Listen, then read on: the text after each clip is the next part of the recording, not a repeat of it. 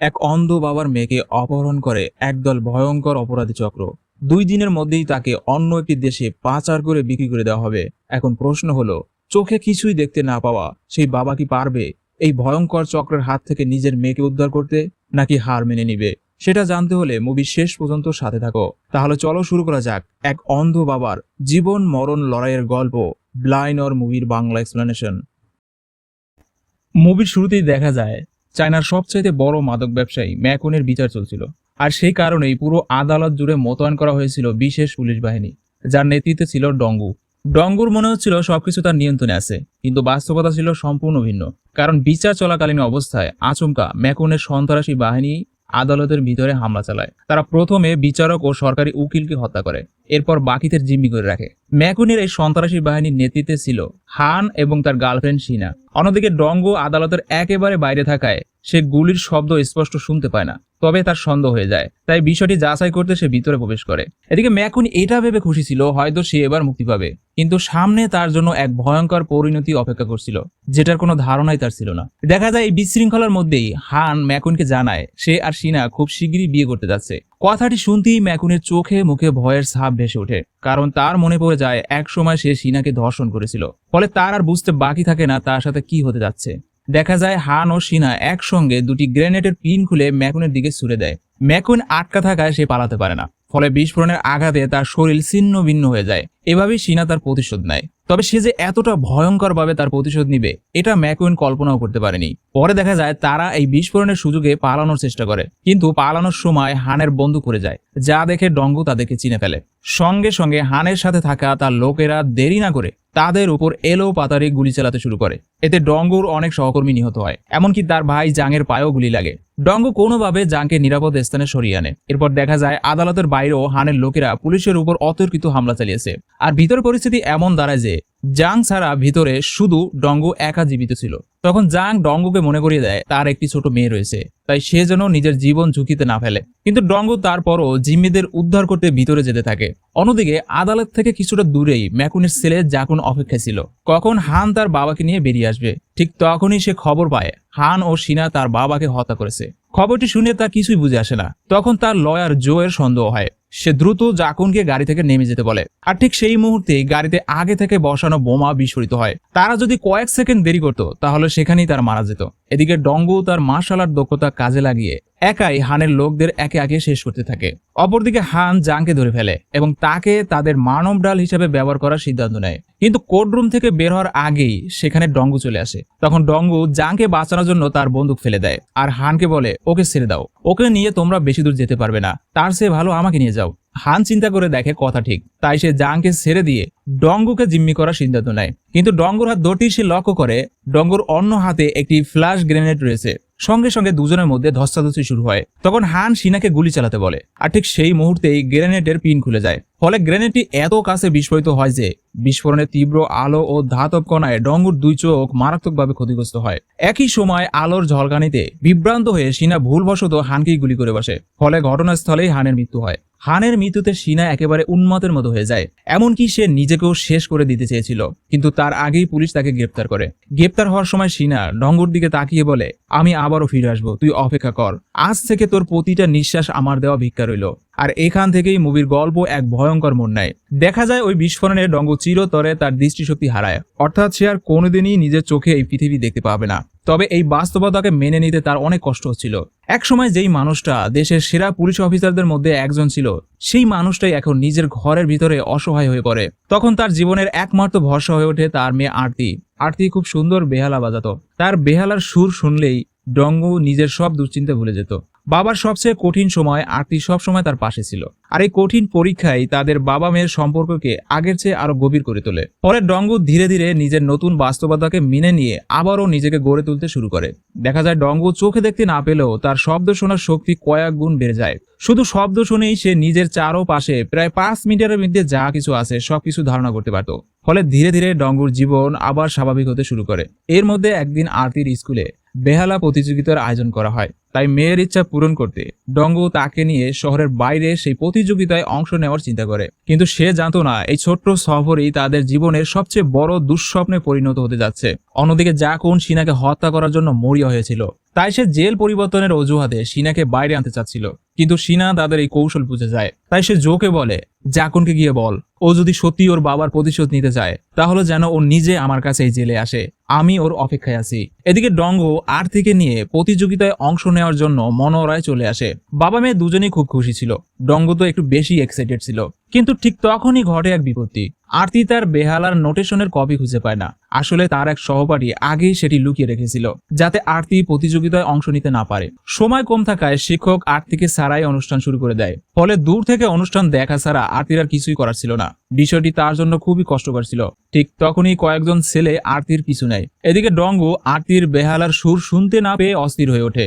এমন সময় তার মোবাইলে জাঙের কল আসে, কিন্তু ডঙ্গু বিরক্ত হয়ে ফোন কেটে দেয়। এরই মধ্যে অনুষ্ঠান শেষ হয়ে যায়। কিন্তু অনুষ্ঠান শেষ হওয়ার পরও আরতি তার কাছে ফিরে না আসায় ডঙ্গু দুশ্চিন্তায় পড়ে যায়। অস্থির হয়ে এক মেয়েকে ধরে জিজ্ঞাসা করে, আমার মেয়েটা কোথায়, সে কেন এখন আমার কাছে আসেনি? তবে মেয়েটি কিছুই বলতে পারে না। ঠিক তখনই আবার তার মোবাইলে ফোন আসে। এবার ফোনের ওপাশ থেকে আরতির চিৎকার শোনা যায়। দেখা যায় কয়েকজন জোর করে আরতিকে একটি গাড়িতে তুলে নিয়ে যাচ্ছে। গাড়ির শব্দ শুনেই ডঙ্গু বুঝে যায় তারা পার্কিং লটে রয়েছে।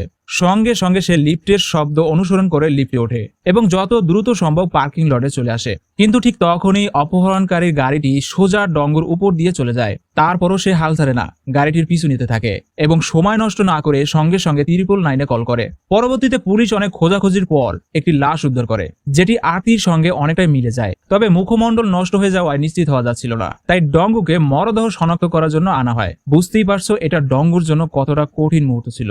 তবে ডঙ্গু মেয়েটির হাত ধরতেই বুঝে যায় এটা আরতি না। সে অফিসার রামাকে বলে, এটা আমার মেয়ে না, কারণ গত 10 বছর ধরে আমার আরতি বেহালা অনুসরণ করছে, ফলে তার বা হাত অনেক শক্ত হয়ে গেছে। অথচ এই মেয়েটার হাত একদম নরম। কিন্তু অফিসার রামা বলে, না, এটাই তোমার মেয়ে, কারণ এর সঙ্গে তোমার মেয়ের পাসপোর্ট পাওয়া গেছে।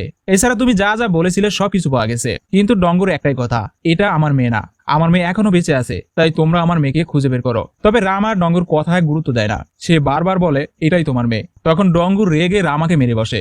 আশেপাশে মিডিয়া থাকায় ঘটনাটি ক্যামেরায় রেকর্ড হয়ে যায়। অন্যদিকে জেলের ভিতরে সিনার ওপর হামলা হয়।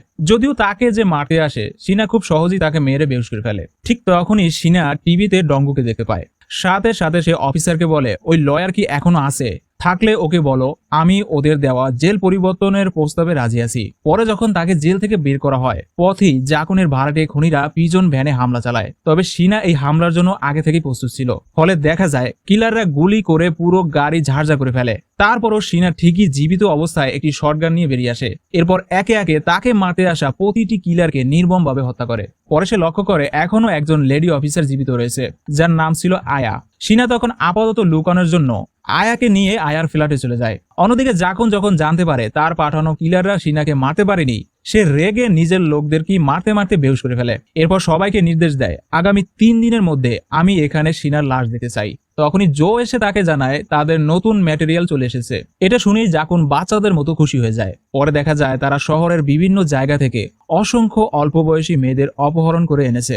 মূলত তারা অল্প বয়সী মেয়েদের অপহরণ করার পর ডার্ক ওয়েবের মাধ্যমে বিভিন্ন দেশে বিক্রি করে দিত।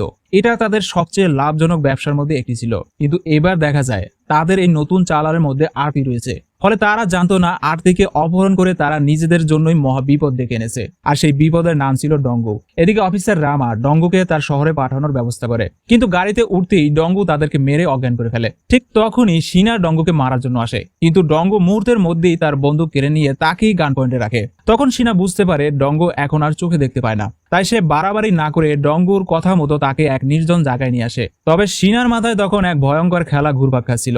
সে চাইলেই ডঙ্গুকে হত্যা করতে পারে, কিন্তু সে তা করে না, কারণ সিনা চাচ্ছিল ডঙ্গুকে এত সহজ মৃত্যু না দিয়ে ধীরে ধীরে কষ্ট দিয়ে মারতে। সিনা ডঙ্গুকে বলে, তুমি চাইলে আমি তোমার মেয়েকে খুঁজে পেতে সাহায্য করতে পারি। তবে ডঙ্গু না করে দেয়। সে বলে, তুমি আমার কোনো সাহায্য করতে পারবে না। তখন সিনা ডঙ্গুকে জাকুনের সংগঠনের ব্যাপারে সবকিছু তাকে জানায়। তারা কিভাবে অল্প বয়সী মেয়েদের অপহরণ করে ডার্ক ওয়েবের মাধ্যমে বিভিন্ন দেশে বিক্রি করে দেয়। এসব কিছু শোনার পর ডঙ্গু জানতে চায়, তুমি এত কিছু কিভাবে জানো? তখন সিনা তাকে মিথ্যা বলে। সে বলে, আমার স্বামী এই অর্গানাইজেশনের পিছে ছিল, যার তদন্ত করতে গিয়ে সে মারা যায়, তাই আমি তোমার মেয়েকে খুঁজে পেতে সাহায্য করব। ডঙ্গু প্রথমে রাজি হতে চায় না, কিন্তু তার কাছে আর কোনো উপায় না থাকায় শেষ পর্যন্ত রাজি হয়। আর এরপরেই সিনা তার আসল খেলা শুরু করে। মুভির শুরুতেই আমরা যেমনটা জেনেছিলাম, জাকুন ও তার বাবা ম্যাকুন শিনাকে ধর্ষণ করেছিল। সেই প্রতিশোধ নিতেই শিনা আদালতের ভিতরেই ম্যাকুনকে হত্যা করেছিল। এবার সে প্রতিশোধের নতুন তালিকা তৈরি করে। যারা যারা তাকে ধর্ষণের ঘটনায় জড়িত ছিল, এবার তাদের সবাইকে একে একে সে খতম করবে। আর এটা সে করবে ডঙ্গুকে ব্যবহার করে, মানে কাঁটা দিয়েই কাঁটা তুলবে। মানে ভাবা যায় কোন লেভেলের হারামি হলে এমন পরিকল্পনা মাথায় আসে। শিনার প্রথম টার্গেট ছিল ড্রাগন কিং। অপহরণ করা মেয়েদের প্রথমে ড্রাগন কিং এর কাছেই আনা হতো, তবে তার কাছে পৌঁছানো মোটেও সহজ ব্যাপার না। তাই পরিকল্পনা অনুযায়ী ডঙ্গু শিনাকে বিক্রি করার ভান করে তাদের আস্তানার খোঁজ বের করবে। প্রথমে শিনার বলা এক গলিতে এসে গাড়ির উপর একটি খালি বোতল রেখে অপেক্ষা করতে থাকে। দেখা যায় কিছুক্ষণ পর ড্রাগন কিং এর এক লোক নিজে থেকেই তার কাছে আসে। মূলত গাড়ির উপরে খালি বোতল রাখা এটি ছিল তাদের গোপন সংকেত। লোকটি ম্যাটেরিয়াল দেখতে চাইলে ডঙ্গু গাড়ির ডিক্কি খুলে শিনাকে দেখায়। এরপর লোকটি তাদেরকে এক বৃদ্ধ মহিলার কাছে নিয়ে যায়, যাকে তারা দাদি বলে ডাকতো। এখানে দাদির লোকজন শিনাকে চেক করার পর শিনার দাম নির্ধারণ করে। পরে তারা দাদিকে সংকেত দিলে দাদি শিনার টাকা ডঙ্গুকে দিয়ে দেয়। এরপর দেখা যায় পিছনের একটি গোপন পথ দিয়ে শিনাকে ভিতরে নিয়ে যাওয়া হয়। তবে এর মধ্যে দাদির ডঙ্গুর উপর সন্দেহ হয়, তাই সে সুযোগ বুঝে শটগান বের করে ডঙ্গুকে গুলি করতে যায়। কিন্তু ডঙ্গুর শব্দ শুনে বুঝে ফেলে কি হতে যাচ্ছে। মুহূর্তের মধ্যেই ডঙ্গু দাদির হাত থেকে শটগান কেড়ে নেয়। এরপর শটগানের বাট দিয়ে তাকে মেরে বেহুশ করে ফেলে। দাদি কিছু বুঝে ওঠার সুযোগই পায় না। এরপর ডঙ্গু সেই গোপন টানেল দিয়ে ভিতরে প্রবেশ করে। তবে ভিতরে আগে থেকেই ড্রাগন কিং এর লোকেরা প্রস্তুত ছিল, ফলে তারা এখানে ধরা পড়ে যায়। পরে দেখা যায় ড্রাগন কিং শিনাকে একটি ফিশ ট্যাঙ্কের উপরে উল্টো করে ঝুলিয়ে রাখে, আর তাকে বেঁধে রাখা শিকলের অন্য মাথা ডঙ্গুর গলায় বেঁধে দেয়। অর্থাৎ ডঙ্গু যদি শিকল ধরে রাখে তাহলে শিনা বেঁচে থাকবে, আর যদি শিকল ছেড়ে দেয় তাহলে শিনা ফিশ ট্যাঙ্কে পড়ে মারা যাবে। বাইরে এদের মাথায় এত কুটিল বুদ্ধি কোথা থেকে আসে? যাই হোক, এখানে ডঙ্গুর জন্য শিনাকে বাঁচিয়ে রাখা অনেক কঠিন হয়ে যাচ্ছিল। তবে তাদের এই জীবন মরণের লড়াই দেখে ড্রাগন কিং এর খুব ভালো লাগতেছিল। অন্যদিকে দেখা যায় জাকুন আরতিকে বিক্রি করার জন্য নিলামে তোলে, আরতিকে বেহালা বাজাতে বাধ্য করে। পরে দেখা যায় আরতিকে কেনার জন্য সবাই হুমড়ি খেয়ে পড়ে, ফলে আরতির সর্বোচ্চ দাম ওঠে। কিন্তু আরতির বেহালার সুর শুনে জাকুনের মতলব বদলে যায়। সে নিলাম বন্ধ করে দেয় এবং নিজের নোংরা উদ্দেশ্যের কথা আরতিকে জানায়। সঙ্গে সঙ্গে আরতি তার হাতে থাকা বেহালাটি সজোরে জাকুনের মাথায় আঘাত করে, কিন্তু এতে জাকুন আরো বেশি তার প্রতি আকৃষ্ট হয়ে পড়ে। পরে সে একদিনের জন্য নিলাম স্থগিত করে। এদিকে ডঙ্গু তার শব্দ শোনার শক্তির উপর ভরসা করে একাই লড়াই করতে থাকে, একই সঙ্গে শিনাকেও বাঁচিয়ে রাখে। তখন শিনা তাকে বলে যেভাবেই হোক সে যেন ফিশ ট্যাঙ্কটি ভেঙে ফেলে। পরে ডঙ্গু অনেক কষ্টে ফিশ ট্যাঙ্কটি ভেঙে ফেলতে সক্ষম হয়। সঙ্গে সঙ্গে শিনা মুক্ত হয়ে যায়। শিনাকে মুক্ত হতে দেখে ড্রাগন কিং এর আত্মা কেঁপে ওঠে। শুরু হয় দুজনের মধ্যে তুমুল লড়াই। এদিকে অফিসার রামা টহল ডিউটিতে থাকায় সে দাদিকে অজ্ঞান অবস্থায় দেখে জানতে পারে কোনো এক অন্ধ লোক দাদিকে মারধর করেছে। রামার সন্দেহ হয় এটা ডঙ্গুর কাজ। অন্যদিকে শিনা ড্রাগন কিং এ মারতে মারতে আত্মহত্যা করে ফেলে। পরে তাকে ডঙ্গুর সামনে দিয়ে ডঙ্গুকে বলে, দেখো ওর কাছ থেকে জানতে পারো কিনা তোমার মেয়ে কোথায় আছে। ডঙ্গু প্রচন্ড রেগে কাছের একটি টুকরো ড্রাগন কিং এর গলায় ধরে জানতে চায় আমার মেয়ে কোথায়। তখন ড্রাগন কিং কিং এর কথা বলে। সে জানায় প্রথমে মেয়েদের আমার কাছে আনা হয়, এরপর আমি সকল মেয়েদের জাকুনের কাছে পাঠাই। পরবর্তীতে বিক্রি হয়ে গেলে কাকে কোন দেশে পাঠাতে হবে এই সব কিছু কিং দেখে। তাই হয়তো এখন তোমার মেয়ে কিং এর কাছে আছে। ডঙ্গু কিং এর ঠিকানা জানতে চায়, কিন্তু ঠিক তখনই অফিসার রামা সেখানে চলে আসে। এটা বুঝতে পেরে শিনা পিছন থেকে ড্রাগন কিংকে সজোরে লাথি মারে, ফলে ডঙ্গুর হাতে থাকা কাঁচের টুকরো তার গলা ভেদ করে বেরিয়ে যায়। এভাবেই শিনা তার প্রতিশোধের তালিকার প্রথম শিকারকে শেষ করে। পরে সে ডঙ্গুকে বোঝানোর জন্য বলে, ওরা আমার স্বামীকে হত্যা করেছিল, তাই আমি কোনো ঝুঁকি নিতে চাই না। এদিকে অফিসার রামা চলে আসায় ডঙ্গু আর কিছু বলে না, তাদের আগে এখান থেকে বের হওয়াটাই জরুরি ছিল। পরে অফিসার রামা এসে দেখে এখানে অনেকগুলো লাশ পড়ে রয়েছে। ঠিক তখনই ধাক্কা লেগে একটি মূর্তি ভেঙে যায়। মূর্তির ভিতরে সে বিপুল পরিমাণ মাদক দেখতে পায়। অন্যদিকে শিনা ডঙ্গুকে নিয়ে আয়ার ফ্ল্যাটে আসে। তবে ফ্ল্যাটে ঢুকতেই ডঙ্গু পচা গন্ধ টের পায়। তখন শিনা বলে, আমি কয়েকদিন বাসায় আসিনি, তাই খাবার পচে এই গন্ধ হচ্ছে। কিন্তু সত্যটা হলো আলমারিতে আয়ার লাশ রাখা ছিল, যেটা পচে গন্ধ হচ্ছিল। ডঙ্গু তখন জানতে চায় তার কাছে কোনো মোবাইল আছে কিনা। শিনা বলে, না, আমার কাছে মোবাইল নেই। মোবাইল যেটা ছিল সেটা তো তুমি ভেঙে ফেলেছো, তবে পুরনো একটি পুলিশ রেডিও চ্যানেল আছে, চাইলে সেটা ব্যবহার করতে পারো। পরে ডঙ্গু সেই চ্যানেলের মাধ্যমে জাংয়ের সাথে যোগাযোগ করার চেষ্টা করে। এদিকে কিং জাকুনের কাছে ড্রাগন কিং এর মৃত্যুর খবর নিয়ে আসে। এটা শুনে জাকুনের হাত পা ঠান্ডা হয়ে আসে। পরে জাকুন শিনাকে হত্যা করার দায়িত্ব কিংকে দেয়। অন্যদিকে ডঙ্গু অনেক চেষ্টার পর জাংয়ের সাথে যোগাযোগ করতে সক্ষম হয়। ঠিক তখনই তাদের ফ্ল্যাটের কলিং বেল বেজে ওঠে। সিনা চেক করলে দেখতে পায় অফিসার রামা আয়ার সঙ্গে দেখা করতে এসেছে। আসলে রামা আয়াকে পছন্দ করত। সিনা দরজা খুলে জিজ্ঞাসা করে কাকে চান। রামা তো পুরোই অবাক। আয়ার জায়গায় সিনাকে দেখতে পেয়ে সে কনফিউজ হয়ে যায়। সিনা দেরি না করে সঙ্গে সঙ্গে দরজা বন্ধ করে দেয়। রামা ভাবতে থাকে সে কি ভুল ফ্ল্যাটে এসেছে, পরে দেখে না, সে সঠিক ফ্ল্যাটেই এসেছে। তাই সে এবার দরজা খুলতে যায়। যেই না দরজার হাতলে হাত দেয়, ওপাশ থেকে সিনা ছুরি ঢুকিয়ে দেয়। ছুরিটি সোজা রামার হাত ভেদ করে বেরিয়ে যায়। ব্যথায় সে একটু চিৎকার দিতে যাবে, ঠিক তখনই আবার অস্ত্র শস্ত্র নিয়ে এখানে কিংকং এর লোকেরা উপস্থিত হয়, যারা দরজা ভেঙে ভিতরে ঢুকে পড়ে। পরিস্থিতি খারাপ দেখে রামা সেখান থেকে দ্রুত সরে যায়। এদিকে কিংকং এর লোকেরা ভেতরে ঢুকে কাউকেই দেখতে পায় না। তখন তাদের মধ্যে একজন আলমারি খুলতে যায়। আলমারি খুলতেই ভিতরে লুকিয়ে রাখা আয়ার লাশ তার উপর পড়ে যায়। ভয়ে সে এলোপাতাড়ি গুলি চালাতে শুরু করে। ঠিক তখনই একটি গুলি রান্নাঘরে গিয়ে লাগে, যেখানে আগে থেকেই ডঙ্গো গ্যাসের লাইন কেটে রেখেছিল। সঙ্গে সঙ্গে এক ভয়াবহ বিস্ফোরণ ঘটে। বিস্ফোরণের তীব্রতায় কিংকং এর প্রায় সব লোকই এখানে মারা যায়, আর রামা বিস্ফোরণের ধাক্কায় অনেকটা দূরে যেয়ে ছিটকে পড়ে। অন্যদিকে ডঙ্গো ও সিনা বাথটবের নিচে লুকিয়ে থাকায় তাদের কিছু হয় না। পরে তারা বের হতেই দেখে কিংকং নিজেই এবার তার দলবল নিয়ে হাজির হয়েছে। শুরু হয় হাই লেভেলের লড়াই। কিংকং ছিল আস্ত একটা হিংস্র ভালুকের মতো। তার সঙ্গে ডঙ্গো একাই লড়াই করতে থাকে, আর সিনা সামাল দেয় কিংকং এর বাকি লোকদের। ডঙ্গো অন্ধ হওয়া সত্ত্বেও তার লড়াইয়ের দক্ষতা দেখে কিংকং অবাক হয়ে যায়। যদিও পরে সে বুঝে ফেলে ডঙ্গো মূলত শব্দ শুনে তার আক্রমণের দিক বুঝে নিচ্ছিল। তাই সুযোগ বুঝে কিংকং সজোরে ডঙ্গোর কানে আঘাত করে। এতে ডঙ্গো কিছুটা দুর্বল হয়ে পড়ে, তবে অল্প সময়ের মধ্যেই সে নিজেকে সামলে নেয়। এরপর এক অভিনব কৌশলে সে কিংকংকে কাবু করে। প্রথমে সে দড়ি দিয়ে এলোমেলো ভাবে কিংকংকে বাঁধতে থাকে। শুরুতে কিংকং কিছুই বুঝতে পারে না। পরে দেখা যায় ডঙ্গো এই দড়ির অন্য মাথা লিফটের ভিতরে থাকা হ্যান্ডেলের সাথে বেঁধে রেখেছিল। ফলে লিফট চালু হতেই কিংকংকে টেনে নিয়ে যায়। প্রচন্ড ধাক্কায় কিংকং অজ্ঞান হয়ে পড়ে। পরে দড়ি ছিঁড়ে যাওয়ায় সে প্রাণে বেঁচে যায়। এরপর ডঙ্গো তাকে নিয়ে তার গোপন আস্তানায় যায়। এখান থেকেই অপহরণ করা মেয়েদের বিভিন্ন দেশে পাচার করা হতো, কিন্তু এখানে আর্তিকে পাওয়া যায় না। তখন কিংকং বলে এখানে তোর মেয়ে না থাকলে জাকুনের বাড়িতে আছে। ডঙ্গো তখন জাকুনের বাড়ির ঠিকানা জানতে চায়, কিন্তু কিংকং বলে না, তোর চেয়ে জাকুন অনেক বেশি ভয়ঙ্কর। আমি যদি ওর ঠিকানা বলি তাহলে ও আমার পুরো পরিবারকে মেরে ফেলবে। তার চেয়ে ভালো তুই আমাকে মেরে ফেল। অন্যদিকে জাং ডঙ্গোকে খোঁজার জন্য অফিসার রামার কাছে আসে। ঠিক তখন এই কিংকং এর হাত থেকে বেঁচে ফেরা এক মেয়ে থানায় আসে, যার কাছ থেকে তারা কিংকং এর লোকেশন পেয়ে যায়। এদিকে কিংকং কোনোভাবেই জাকুনের ঠিকানা বলতে রাজি হয় না।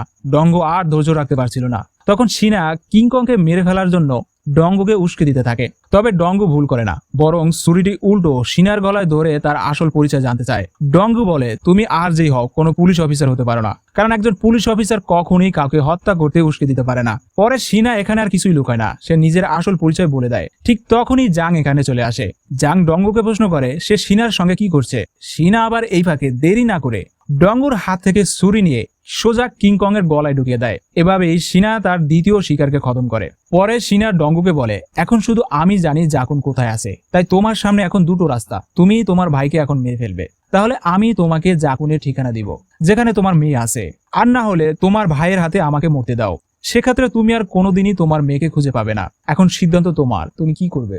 জাং বারবার ডঙ্গোকে সাবধান করে বলে সিনা তাকে ফাঁসানোর চেষ্টা করছে, কিন্তু ডঙ্গো তাকে চমকে দিয়ে সিনার দেওয়া প্রথম অপশনটাই বেছে নেয়, যেটা জাং এর জন্য অনেক বড় ধাক্কা ছিল। জাং মাটিতে লুটিয়ে পড়লে পরে ডঙ্গো সিনাকে বলে জাকুনের ঠিকানায় যাওয়ার আগে আমাদের অস্ত্র লাগবে। সিনা বলে ঠিক আছে, পেয়ে যাবে। পরে অফিসার রামা এখানে এসে দেখে কিংকং মৃত অবস্থায় ঝুলে রয়েছে, আর জাংকে মৃত অবস্থায় পড়ে থাকতে দেখে। কিন্তু সে জাংয়ের কাছে যেতেই জাং আচমকা জেগে ওঠে। এটা দেখে রামার তো প্রায় স্ট্রোক করার মতো অবস্থা হয়ে যায়। আসলে ডঙ্গু তখন কৌশলে জাংকে শুধু অজ্ঞান করেছিল। অন্যদিকে সিনা তার পূর্ব পরিচিত অস্ত্র ব্যবসায়ী আঙ্কেল হার্লির কাছে অস্ত্র নিতে আসে, কিন্তু টাকা না থাকায় সে আঙ্কেল হার্লিকে হত্যা করে তার সকল অস্ত্র নিয়ে নেয়। অন্যদিকে জাকুন আবারও আরতিকে নিলামে তোলে, তবে সে চাচ্ছিল আরতিকে সে তার নিজের কাছেই রাখবে। তখন আরতি তার আত্মবিশ্বাসের সঙ্গে বলে আমার বাবা অবশ্যই আমাকে এখান থেকে নিয়ে যেতে আসবে। একথা শুনে জাকুন হেসে ওঠে। ঠিক তখনই বাইরে দেখা যায় সিনা ও ডঙ্গো অস্ত্র ভর্তি গাড়ি নিয়ে এখানে চলে এসেছে। সিনা মেশিন গান দিয়ে জাকুনের রাজপ্রাসাদের 12টা বাজিয়ে দেয়। কয়েক মিনিটের মধ্যেই তারা বাইরের সব গার্ডদের শেষ করে ফেলে। এরপর তারা ভিতরে প্রবেশ করে। পরিস্থিতি খারাপ দেখে জাকুন ভয়ে আগেভাগেই আরতিকে নিয়ে নিরাপদ স্থানে সরে যায়। অন্যদিকে ডঙ্গো আর সিনা এক ভয়ঙ্কর তাণ্ডব শুরু করে। জিনার সামনে যাকেই পায় কোনো কথা না বলে গুলি চালিয়ে দেয়, আর ডঙ্গো ঠিক চিতাবাঘের মতো ওত পেতে থাকে। কেউ সামান্য শব্দ করলেই সে শিকার হয়ে যায়। মুহূর্তেই জাকুনের পুরো প্রাসাদ মৃত্যুপুরীতে পরিণত হয়। চারদিকে শুধু তার লোকদের চিৎকার শোনা যাচ্ছিল। তখন জাকুন ভয়ে জোয়ের কাছে অনুরোধ করে বলে যেভাবেই হোক সে যেন তাকে বাঁচায়। পরিস্থিতি খারাপ দেখে জো এখানে পোল্টি মারে। সে বলে তোরা সেদিন সিনার সর্বনাশ করেছিলি, আমি না।